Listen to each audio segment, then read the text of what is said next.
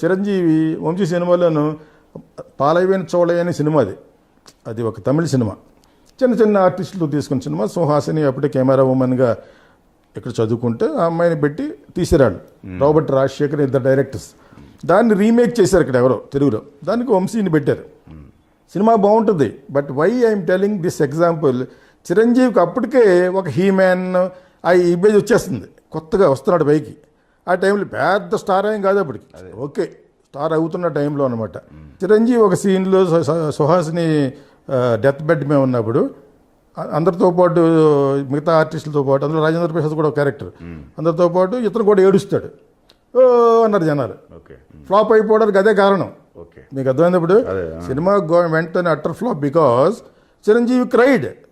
అంటే ఆ రోజుల నుంచి people are not accepting Chiranjeevi to cry. Chiranjeevi only is there to fight, dance. అంటే అలా మౌల్డ్ అయిపోయారు అనమాట. బ్రేక్ చేస్తే బ్రేక్ చేయొచ్చు. This is called. అందుకనే మరి ఆపద్ బాంధవుడు కూడా బాగలేదు. సో ఏదో ఒక స్వయం కృషి ఏదో ఆడింది, చెప్పులు కుట్టినప్పుడు అది కూడా ఇట్ వాజ్ నాట్ సూటబుల్. ఆయన్ని పెట్టి ఏదో డిఫరెంట్ క్యారెక్టర్ ఇవ్వాలి, అటువంటి క్యారెక్టర్ ఇవ్వాలని రూల్ లేదు. వై కమల్ హాసన్ పెట్టి ఇటువంటి క్యారెక్టర్ చెప్పులు కుట్టుకున్న క్యారెక్టర్ ఇవ్వలేదే. కమల్ హాసన్ పెట్టి గోసి పెట్టి తీసాడు భారతరాజు. He's great.